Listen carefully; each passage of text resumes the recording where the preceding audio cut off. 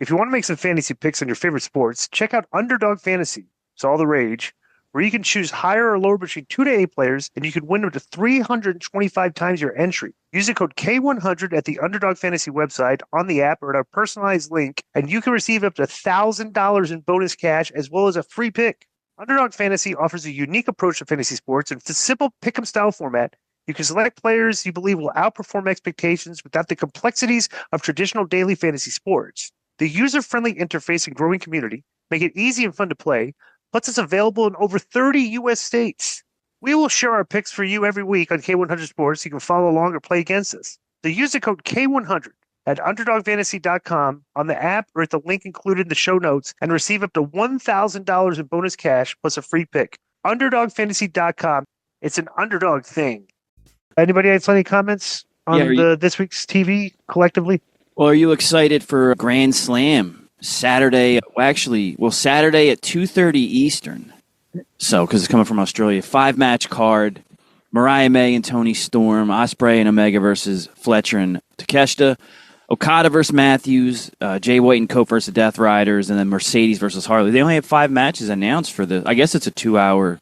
It's a collision. It's 2 hours.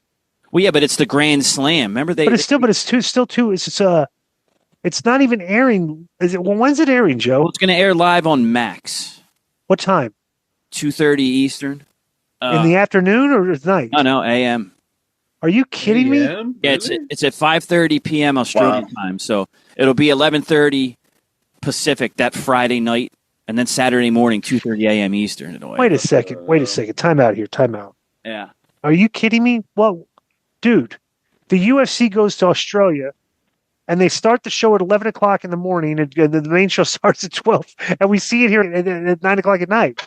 Like, why would they just not have had the started the show? It's a Saturday, and it's a Sunday in Australia. Why would they not have had the show in the early afternoon? Maybe it's a scheduling thing. Yeah, it says here, there was confusion among fans whether Grand Slam Australia would be a live pay-per-view event. According to Khan, the show was always planned to be a television special. Not true, yeah. And he stated that producing a live pay-per-view from Brisbane would be challenging, as many U.S. viewers would be unwilling to watch it live due to the time difference. So the show will be filmed, 5:30 Australian Eastern Time, 2:30 a.m. Eastern. And then, well, how could they be so dumb? Bro, the WWE is running shows over there, and they're airing the regular time over here because they're starting them earlier.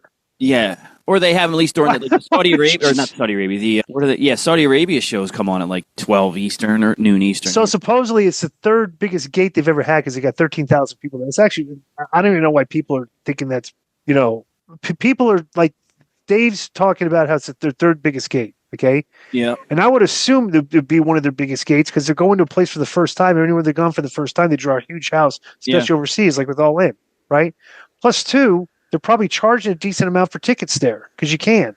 Okay. Like, remember the big shows they had here, bro? Remember Chicago when Punk came back? Yeah. The Rampage. Yeah, bro. They were selling tickets for that show. They were like $2 nosebleed seats. Yeah.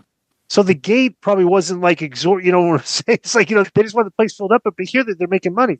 Right. Well, they need to make money. So they're flying everybody, bro. That's a huge nut to fly everybody over there. Sure. It's not cheap. So it's like, but the thing with the Australian crowds, we did a WWA pay-per-view. WA, that Andrew McManus thing that I did with the, we did a pay-per-view over there in Sydney, Australia, one of their major arenas. Bro, we usually like 9,800 people. Yeah. For the WWA. It's like, so it's a hot market for wrestling, like especially when all American wrestlers go over there, because you don't get to see them that much. So, but one thing that they're missing right now, and I know we've had so many different names debut in the last year, and it really hasn't moved the needle. But I just saw this article with Sportskeeda, and it's listing the 3 biggest potential debuts Tony Khan could pull out at Grand Slam. All right, number 3, Indy Hartwell. Yeah. Exactly. What about? No, this is what they're saying. These could be the big new AEW debuts. Number 2 is Duke Hudson. Yep. Who? And then number 1 is Baron Corbin. These are the names that are available right now. But I think, when you run out of surprises like that, WCW kind of had the same thing. Like, it was, 1 week Hall debuted and then Nash, and then down the line you'd have guys like Jarrett return. And then towards the end, no offense to him, but like the big debut was Lance Storm pops up, who was like, ECW, whatever. But it wasn't, when you run out of these surprise pops, that's tough. It's a tough spot. Yeah. There's nobody out there big for them to sign and debut right now. Yeah, it'd be funny to see how they react to Corbin. I don't think he'd ever go there, but like he's one of those guys that they're like, "Oh, this guy can't wrestle. This guy sucks." Yeah. But Yeah. like, imagine he goes there and they'll be like, "Oh, WWE fumbled him." And Yeah, all the because I stuff think they people usually- kind of he won a lot more people over as the years went Recent by. But years. yeah, I used to despise him. Yeah, but he got better. You know. Yeah. All right, so that's been our TV reviews this week. Enjoy Enjoy the rest of the show. Yo, what's up? I just want to thank you guys for watching this clip. Don't forget to hit the like button, leave a comment, and subscribe. And join our YouTube membership for hours and hours of exclusive, unedited, uncensored content. And being a member will help you get involved in our upcoming live streams.